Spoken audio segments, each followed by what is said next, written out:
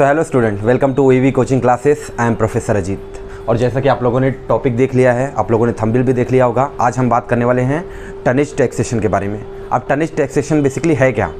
ये एक कॉन्सेप्ट आया था 2023 में, आपके सिलेबस में ऐड किया गया है। अभी प्रिंटेड अगर आप सिलेबस प्रिंट करोगे ना तो उसमें ये स्पेसिफिक नहीं दिखाया हुआ है, लेकिन 2023 में ये आपके सिलेबस में ये चीज़ ऐड हुई थी और 2023 के दिसंबर एग्जाम में भी ये क्वेश्चन आपको पूछा गया था। एंड राइट नाउ अभी जो आपका 2024 का जो जून वाला एग्जाम हो उसमें ये क्वेश्चन नहीं पूछा, तो मोस्ट प्रोबेबली ये है कि ये दिसंबर वाले एग्जाम में पूछा जा सकता है। अब ये टनेज टैक्सेशन बेसिकली है क्या, वो हम बताते हैं आपको कि टनेज टैक्सेशन बेसिकली है, ये है special provision relating to income of shipping companies.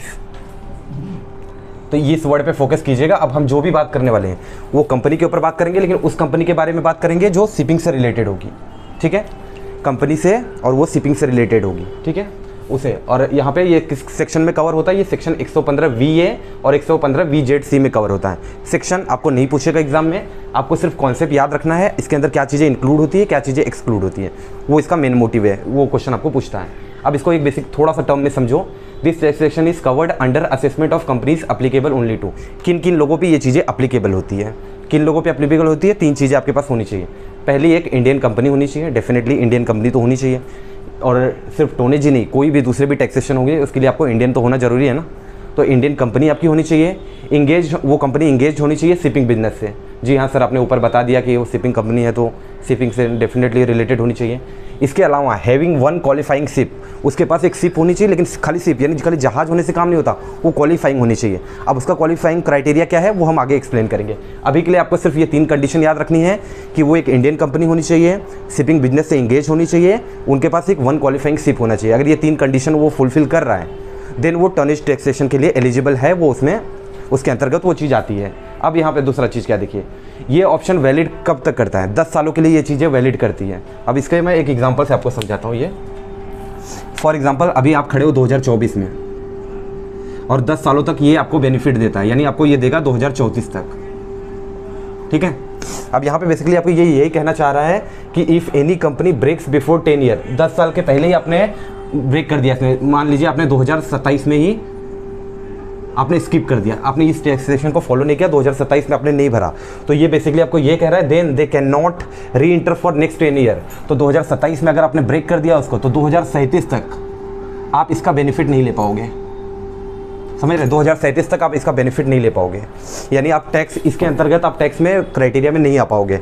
तो ये आपको जरूरी है कि 10 साल तक आप कंटिन्यू भरें, बीच में आप स्टॉप नहीं कर सकते। ये चीज़ आपको यहाँ पे बेसिकली है। और दूसरा क्या है, tax is payable inter if there is loss. Company को अगर लॉस भी होता है तो भी वो टैक्स भरेगी। ये क्यों भरेगी?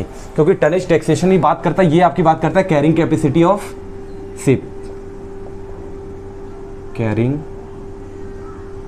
Capacity of ship.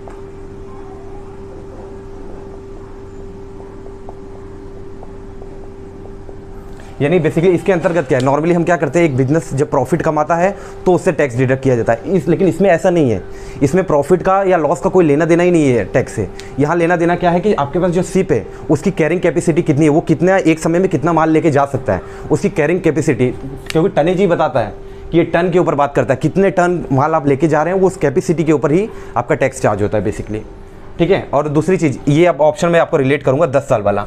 यहाँ पे अगर आप देखो ना, आपको एक ऑप्शन दिख रहा है, option for assessee to compute the income. अगर वो अपना इनकम कैसे कंप्यूट करेगा चीज़ों को, तो दो चीज़ों से करेगा, या तो वो नॉर्मली जैसा करता है PGBP के हिसाब से कर ले वो, अगर उसके हिसाब से नहीं कर रहा है और उसको टनेज टैक्सेशन के हिसाब से फिर वो कर सकता है। इन दोनों के हिसाब से उसको टैक्स पे करना है। अब मैंने यहाँ वाला क्यों बताया था टनेज के हिसाब से, अगर वो 10 साल तक नहीं कर रहा है, बीच में ब्रेक कर रहा है, तब वो टनेज के हिसाब से नहीं कर पाएगा।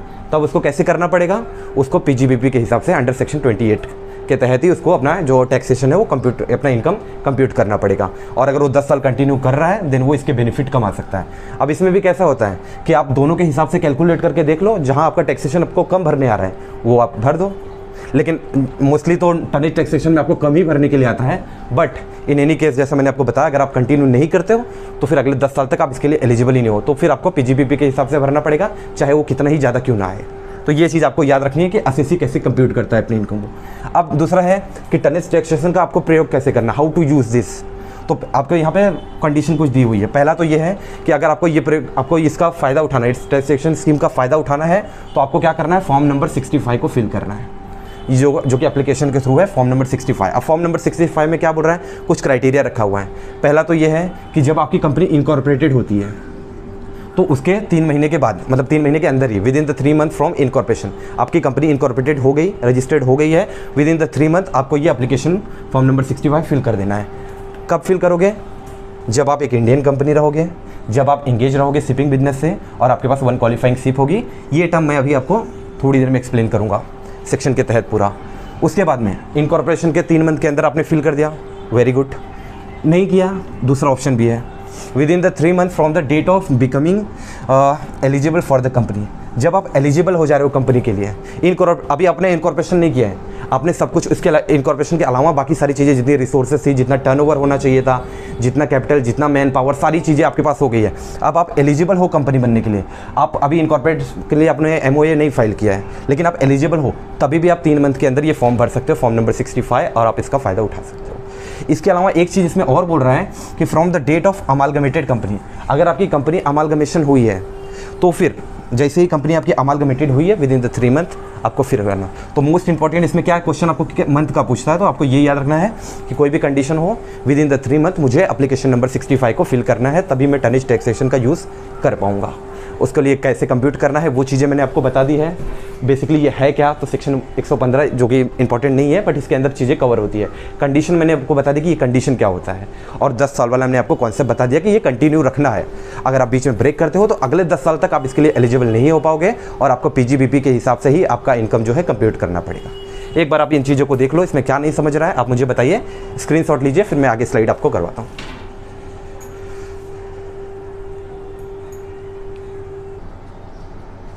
चलो गाइस, आई होप आप लोगों ने स्क्रीनशॉट उसका ले लिया होगा। मैंने जो आपको फीचर्स बता दिए, टैक्सेशन कैसे कंप्यूट किया जाता है, किन लोगों को एक एलिजिबिलिटी क्राइटेरिया क्या है, क्या वो 3 कंडीशन थी, इंडियन कंपनी होनी चाहिए, फिशिंग रिलेटेड होनी चाहिए थी, एंड सारी चीज़ें। अभी मैंने क्या चीज़ें आपको बताई थी, एक तो जो मैंने तीसरी कंडीशन आपको बताई थी कि क्वालिफाइंग शिप होनी चाहिए, लेकिन मैंने उसको आपको बताया था कि क्वालिफाइंग शिप का क्राइटेरिया कैसे है या क्वालिफाइंग कंपनी कैसे है, वो आपको कैसे पता चलेगा। तो वो चीज़ें आप यहाँ पे आप देखिए, जो क्वालिफाइंग कंपनी कैसे आपको पता चलेगी, वो सेक्शन 115 VC के अंदर बताया गया है। अगेन इस टॉपिक से सेक्शन इंपॉर्टेंट नहीं है, तो सेक्शन आप नहीं भी याद करोगे तो भी चलेगा, ये आपके अंडरस्टैंडिंग के लिए मैंने ये चीज़ें लिखी हुई है। क्वालिफाइंग कंपनी क्या है, तो पहले तो इंडियन कंपनी होनी चाहिए, उसके बाद में प्लेस ऑफ इफेक्टिव मैनेजमेंट जो है वो इंडिया का ही होना चाहिए, ये तो बेसिक है। उसके बाद में क्या है, have at least 1 qualifying ship. Again ये भी वही बात कर रहा है, क्वालिफाइंग शिप। अब क्वालिफाइंग शिप है क्या, वो हम नीचे देखेंगे। तो अभी आपको याद रखिए कि क्वालिफाइंग शिप होनी चाहिए, इंडियन कंपनी होनी चाहिए, इफेक्टिव मैनेजमेंट जो इसका प्रिंसिपल है वो भी इंडिया का ही में ही होना चाहिए, और इसका मेन ऑब्जेक्टिव जो होना चाहिए, शिप को ऑपरेट करना होना चाहिए। यानी आपके पास अगर शिप है, आप एक इंडियन, अभी मान लो मैं एक इंडियन कंपनी हूँ, मेरे पास शिप है, लेकिन मैं उस शिप से क्या कर रहा हूँ, मैं कुछ गुड्स को यहाँ से ले जाके किसी और कंट्री में एक्सपोर्ट कर रहा हूँ, तो मैं टनेज टैक्सेशन नहीं ले सकता हूँ। मेरा मेन बिजनेस होना चाहिए शिप को ऑपरेट करना, उसे चलाने वाला, वो शिप मेरी होनी चाहिए, मैं सिर्फ चलाने का काम करूँ, उसके अंदर क्या माल जा रहा है, किसको दे रहा हूँ, वो उससे मेरा लेना देना नहीं है। तो मेन अपना जो मेन ऑब्जेक्टिव है, तो ऑपरेट शिप को चलाना मेरा काम है। मैं आप कुछ गुड्स ले जाके कहीं और दे रहा हूँ, तो उस पर मुझे नहीं भरना है टैक्सेशन, ठीक है। तो ये मेन ऑपरेट शिप होना चाहिए। अब आप बोलोगे कि सर एक एग्जांपल से आप समझो इस चीज़ को, कि ये ए कंपनी है, ए कंपनी के पास बहुत सारी ना शिप है, ये मान लीजिए ए कंपनी के पास बहुत सारी शिप है। अब कोई बी पर्सन आता है ए के पास, बोलता है कि मुझे कुछ गुड्स है जो USA में मुझे एक्सपोर्ट करना है। तो ए क्या करता है, ए अपनी शिप देता है, इसके अंदर उसका माल लोड होता है, और उसके बाद में ये शिप जाती है USA, समझिए USA में हो रहा है, तो USA में वो एक्सपोर्ट कर रहा है। तो जो प्रोडक्ट के ऊपर जो टैक्सेस चार्ज होगा वो तो बी भरेगा ना, बी ओनर है ना उस चीज़ का, तो बी इंपोर्ट एक्सपोर्ट कर रहा है, वो बी करेगा। हम किसकी बात कर रहे हैं, हम बात कर रहे हैं शिप के ओनर की, और हम टैक्स किस पे भरेंगे, शिप का जो वजन होगा। अब वजन के ऊपर भी हम आएंगे। तो ये होगी क्वालिफाइंग कंपनी। क्वालिफाइंग कंपनी का क्राइटेरिया मैंने आपको बता दिया, Indian company, place of effective management India का होना चाहिए, 1 क्वालिफाइंग शिप होनी चाहिए, शिप हमने नीचे देखेंगे, मेन ऑब्जेक्ट क्या है, ऑपरेटिंग शिप होना चाहिए। हाँ, उसके बाद में अब क्वालिफाइंग शिप क्या है, क्वालिफाइंग शिप है, और उसके लिए क्वालिफाइंग शिप का क्राइटेरिया क्या है, पहला तो है सी गोइंग शिप और वेसल 15 नेट टनेज, यानी जो आपका जहाज है उसका वजन जो है वो 15 नेट टनेज होना चाहिए। 1 टन बराबर हम सब जानते हैं 1000 किलो, तो 15 नेट टन की बात करा, यानी आपका जो शिप है उसका वजन 15,000 किलो होना चाहिए। उससे कम है तो आप इसमें नहीं आते हो, 15,000 किलो या उससे ज़्यादा है देन आप उस क्राइटेरिया में आते हो। दूसरा है registered in India and have license to operate, India की ही कंपनी रजिस्टर्ड होनी चाहिए तभी वो इंडियन कंपनी बनेगी, ये तो सर हम बेसिक से जानते हैं, लेकिन लाइसेंस आपको ऑपरेट करने के लिए होना चाहिए। ठीक है। तीसरा क्या है, सर्टिफिकेट आपके पास होना चाहिए जो कि आपको गवर्नमेंट ही, स्पेशली गवर्नमेंट ही प्रोवाइड करेगी, जो इंडिकेट करना चाहिए आपके नेट टनेज को, ठीक है। तो ये क्राइटेरिया हो गया आपका सिप क्वालिफाइंग सिप और क्वालिफाइंग कंपनी मैंने बता दिया। अब इसके अंदर कुछ चीज़ें हैं ना जो एक्सक्लूड की गई है। इंक्लूड वाली चीज़ें तो हम कब से देख रहे हैं, पीछे भी हमने पुराने स्लाइड में भी देखा, अभी भी हम देख रहे हैं। अब कुछ चीज़ें हैं जो एक्सक्लूड कर दी गई, वो क्या चीज़ें हैं। पहला है, अगर कोई सी गोइंग शिप यानी जो पानी में जहाज जा रही है, उसका मेन पर्पज़ है किसी यूज़ प्रोविज़न ऑफ गुड्स, जैसा मैंने आपको स्टार्टिंग में ही बताया। अगर कोई पानी की जहाज है जिसका मेन पर्पज़ है कि गुड्स को यहाँ से मूव करके कहीं और लेके जाना है, तो फिर गुड्स एंड सर्विस रिलेटेड कोई भी चीज़ें हैं तो ये चीज़ें इंक्लूड नहीं होती है, ठीक है गाइस।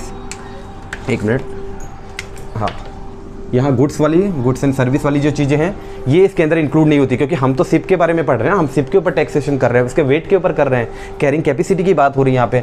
गुड्स एंड सर्विस वो हमारा इसमें नहीं है, तो ये चीज़ें इसमें एक्सक्लूड की जाती है। दूसरा, फिशिंग वेसल, कुछ जहाज नहीं होते जैसे कि जो मछुआरे होते हैं वो समुद्र में जाते हैं, बीच में वहाँ से बहुत सारे मछलियों का शिकार करते हैं, मछलियाँ शिप में रख के लेके आते हैं। तो अगर आपका पर्पज़ है कि मछलियों के व्यापार करना या उसे पकड़ना, तो भी ये इसके अंदर नहीं आता है। तीसरा है फैक्ट्री शिप, फैक्ट्री रिलेटेड अगर आप कुछ, आपका रॉ मटेरियल हो गया या आपका कुछ फिनिश गुड्स है, एक्सपोर्ट आप कर रहे हो, वो भी चीज़ें इसके अंदर नहीं आती है। क्राफ्ट रिलेटेड चीज़ें हो गई आपकी, रिवर फेरिस रिलेटेड चीज़ें हो गई, इंस्टॉलेशन रिलेटेड आपके प्रोडक्ट्स हो गए। एंड लास्ट में क्या आ रहा है, अ क्वालिफाइंग शिप। अब ये देखिए, ये सेंटेंस याद रखिएगा, अ क्वालिफाइंग शिप। स्टार्टिंग में ही बोल रहा है कि ये जो है ये क्वालिफाइंग शिप है, यानी ये सारी क्राइटेरिया फुलफिल कर रहा है। तो एक्सक्लूड में क्यों है, क्योंकि ये बता रहा है कि क्वालिफाइंग शिप है, बट इसको यूज़ किया जा रहा है 30 दिन से ज़्यादा। किस लिए यूज़ किया जा रहा है, फिशिंग के लिए। तो हमने क्या बात किया यहाँ पे, फिशिंग के लिए अगर आप यूज़ कर रहे हो तो एक्सक्लूड कर देंगे। लेकिन क्वालिफाइंग है, मैं उसका ओनर हूँ और मैं खुद के फिशिंग के लिए अगर 30 दिन से ज़्यादा यूज़ कर रहा हूँ, तब भी ये एक्सक्लूड हो जाएगा, भले ही मैं ओनर ही क्यों ना रहूँ।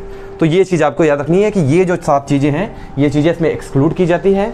और यहाँ पे क्वालिफाइंग कंपनी क्या है, तो उसके लिए मैंने आपको बता दिया, इंडियन कंपनीज होनी चाहिए, इसका इफेक्टिव मैनेजमेंट इंडिया में होना चाहिए, एक क्वालिफाइंग शिप होनी चाहिए। शिप के लिए मैंने बता दिया आपको 15,000 किलो जो है, केजी की मैं बात कर रहा हूँ, तो 15,000 केजी से ज़्यादा होना चाहिए, आपका उतना होना चाहिए, रजिस्टर्ड इंडिया में होना चाहिए, लाइसेंस होना चाहिए आपके पास कि टू ऑपरेट, आपको मूवमेंट नहीं करना है, आपको ऑपरेट करना है। तो एक बार आप इसका भी स्क्रीनशॉट ले लीजिए, इसको भी ओवरव्यू कर लीजिए कि इसमें आपको क्या नहीं समझा, वो मुझे कमेंट कीजिए। एंड इसके बाद मैं नेक्स्ट जो फाइनल स्लाइड है, मैं उसमें आपको थोड़ी सी इंपॉर्टेंस बता के इस टॉपिक को एंड करता हूँ। एक बार आप इसको ध्यान से देखिएगा जरा।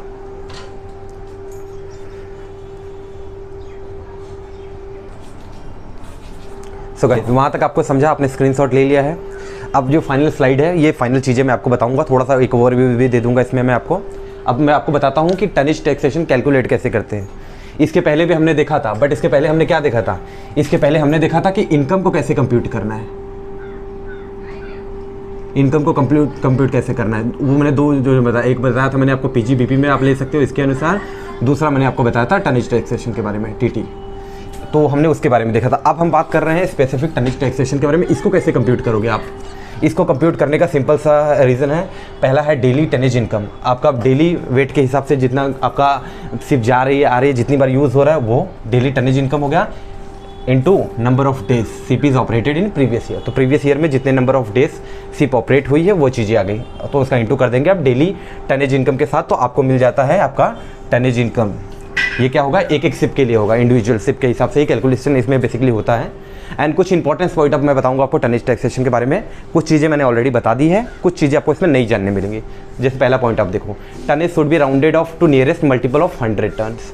तो आपको मल्टीप्लिकेशन आपका 100 के हिसाब से करना है। फॉर एग्जांपल आपको यहाँ मिल गया कि 7,49,348 इसका वेट है, बट आप क्या करोगे, 48 है ना, 50 से कम है, तो आप क्या करोगे, इसको सीधा 300 में ही काउंट कर लोगे आप, क्योंकि ये 100 से मल्टीप्लिकेशन हो जाता है। यही 48 से यानी 50 प्लस होता है। फॉर एग्जांपल यहाँ पे 52 है, तो हमने क्या किया, इसको डायरेक्टली 400 कर दिया। ये चीज़ें आपको पता है, ये चीज़ें आप अकाउंट में बेसिकली करते ही हो। इसके अलावा क्या है, no deduction chapter 6A is allowed. अगर आप टैक्स इसमें चले जाते हैं, टनेज टैक्सेशन में चले जाते हैं, तो जो चैप्टर 6A के अंदर की जो डिडक्शंस आती है, वो डिडक्शन के लिए आप अलाउड नहीं है, वो आपको नहीं मिलेगा। अब चैप्टर 6A के अंदर क्या डिडक्शन आती है, वो अपने आप में एक बड़ा चैप्टर है, उसको मैं आगे आपको कराऊंगा। अब यहाँ पे तीसरा पॉइंट क्या है, set of for not allowed with this income. Set of आप नहीं कर सकते। आपकी कंपनी अभी अगर लॉस में है और अगले साल आपको प्रॉफिट हो रहा है, उसका सेट ऑफ आप उस प्रॉफिट के हिस्से से नहीं कर सकते, क्योंकि एज यूजुअल मैंने स्टार्टिंग में बता दिया कि लॉस ऑफ प्रॉफिट का तो इससे कोई लेना देना ही नहीं है, तो आप सेट ऑफ कहाँ से करोगे। यहाँ तो आपकी कैरिंग कैपेसिटी के ऊपर टैक्स भर रहे हैं ना, तो आपको लॉस भी हो रहा है तो भी टैक्स तो आपको भरना ही पड़ेगा। फिर चौथा पॉइंट क्या है, टैक्स रेट क्या इसके अंदर चार्ज हो रहा है। टैक्स इसमें रेट आपको 30% चार्ज हो रहा है, सर चार्ज अगर अप्लीकेबल होगा तो, अदरवाइज आपको 30% का टैक्स भरना है, 4% SC/ST हायर एजुकेशन सेस भरना है आपको। इसके बाद पांचवा पॉइंट आपको क्या बोल रहा है, पांचवा पॉइंट आपको बोल रहा है कि जो लॉस होता है, loss of this business be set off, कब सेट ऑफ कर सकते हो, only against income of shipping business. जब आपको इससे इनकम जनरेट हो रही है, उस इनकम से आप इसको सेट ऑफ कर सकते हो, क्योंकि इनकम का कोई लेना देना नहीं है टनेज टैक्सेशन के साथ में, इसका लेना देना किसके साथ है, सिप के साथ में है। उसके बाद अगला capital gain in sale of qualifying ship. Qualifying ship अगर आप बेचते हो, क्योंकि ये आपका प्रोडक्ट नहीं है, तो अगर आप बेच रहे हो तो वो आपका कैपिटल गेन कहलाता है। ये कैसे कैलकुलेट कंप्यूट होगा, ये होगा सेक्शन 44I और 51 के हिसाब से आपको ये कंप्यूट किया जाता है कैपिटल गेन को। सातवां पॉइंट क्या है, maintenance of books of accounts and audit is mandatory. सीधी सी बात है, हमने फॉर्मूला में ये देख लिया कि यहाँ नंबर ऑफ डेज़ की बात कर रहा है, तो जहाँ नंबर ऑफ डेज़ की बात कर रहा है तो आपको नंबर ऑफ डेज़ कैसे पता चलेगा, जब आप बुक्स अपना मेंटेन करोगे, अपना बुक्स ऑफ अकाउंट और ऑडिट मैंडेटरी तो है ही, लेकिन ये रेगुलर बेसिस पे है। आप जब रेगुलर बेसिस पे इन चीज़ों को रखोगे तभी आपको यहाँ पे at the end of the year आप कैलकुलेट कर पाओगे ना, तो ये आपका रेगुलर बेसिस होना चाहिए, ठीक है। एंड लास्ट पॉइंट, बेनिफिट, ये टनेज टैक्सेशन का बेनिफिट मिलता है किसको मिलता है, अमालगमेटेड कंपनीज को भी मिलता है, और इनके लिए भी कंडीशन वही है जो कंडीशन बाकी सबके लिए है कि आप इंडियन कंपनी होनी चाहिए, आपके पास क्वालिफाइंग सिप होनी चाहिए, और आपका जो है आपका रिलेशन होना चाहिए सिप बिजनेस के साथ में, ऑपरेट करना बेसिकली होना चाहिए आपका। तो ये इसके कुछ इंपॉर्टेंस पॉइंट्स हैं। एक चीज़ मैं आपको यहाँ से थोड़ा सा और कवर कर रहा हूँ, मैं थोड़ा सा आपको रिजर्व अकाउंट के बारे में बताना चाहता हूँ गाइस। छोटा सा पॉइंट है, इसके अंदर कवर करना है मुझे। कोई भी कंपनी जब अपना रिजर्व अकाउंट बनाती है तो कैसे बनाती है और मैंडेटरी क्या है उसके अंदर चीज़ें। फॉर एग्जांपल कंपनी को इस फाइनेंशियल ईयर में प्रॉफिट हुआ है, तो कंपनी क्या करती है, प्रॉफिट का 20% हिस्सा, याद रखिएगा 20%, ना कम ना ज़्यादा आप कर सकते हो लेकिन कम नहीं कर सकते हो। तो आपके प्रॉफिट का 20% हिस्सा जब आप रिजर्व करके अपने पास रखते हो, और वो रिजर्व करके यानी साइड बाय में आप 20% पैसा क्यों रखते हो, प्रॉफिट का 20% पैसा आप हिस्सा इसलिए रखते हो कि फ्यूचर में कुछ इंसिडेंट होते हैं, कहीं आपको ज़रूरत पड़ती है। कंपनी ऐसा ज़रूरी नहीं कि हमेशा प्रॉफिट ही कमाए, कभी लॉस भी होगा आपको, आपके खर्चे एक्सपेंसेस ज़्यादा बढ़ जाएंगे, उस समय आपको ये 20% रिजर्व जो है ये काम में आता है। एंड इसी 20% जो रिजर्व है इससे आप क्या कर सकते हो, इससे आप क्वालिफाइंग सिप भी खरीद सकते हो। आपको एक सिप खरीदनी है तो उसके लिए भी आपको ये रिजर्व का पैसा ही काम में आता है। तो आपको ये याद रखना है कि प्रॉफिट का 20% जो हिस्सा है, ये परसेंटेज आपको याद रखना है, मोर देन 20 हो सकता है लेकिन लेस देन 20 नॉट अलाउड। तो प्रॉफिट का 20% हिस्सा आपको रिजर्व रखना पड़ता है, इसी रिजर्व में से आप जो है क्वालिफाइंग सिप जो है उसको परचेस कर सकते हो। तो ये आपका एक रिजर्व अकाउंट का कॉन्सेप्ट हो गया। इंपॉर्टेंट सारी चीज़ें मैंने बता दी है कि कैसे कंप्यूट करना है, टैक्सेशन को कैसे कंप्यूट करना है, इनकम को कैसे कंप्यूट करना है, क्वालिफाइंग सिप क्या होती है, क्वालिफाइंग कंपनी क्या होती है, और टोनेज टैक्सेशन के लिए हमें क्या क्या चीज़ें चाहिए होती है, उसकी इंपॉर्टेंस क्या है, फार्मूला क्या है, वो सारी चीज़ें मैंने आपको बता दी है। आई होप इसके बाद अगर टोनेज टैक्सेशन का अगर दिसंबर वाले एग्जाम में क्वेश्चन पूछता है तो ये जो 15, 17, 18 मिनट का है एक बार आप देख लीजिए। मैं आपको 100% बोल रहा हूँ कि वो क्वेश्चन पूछेगा तो आपको इसी में से आपको आंसर मिल जाएगा। अगर आपने ये वीडियो देखा है तो उस समय आप मुझे थैंक यू बोलोगे। ठीक है गाइस, आज के लिए बस इतना ही, कुछ रहेगा आगे तो फिर आप मुझे कमेंट कीजिए। अगर कोई डाउट अगर आपको आता है तो नेक्स्ट लेक्चर में आपका डाउट क्लियर कर दूंगा। So that's it for today guys, thank you, enjoy.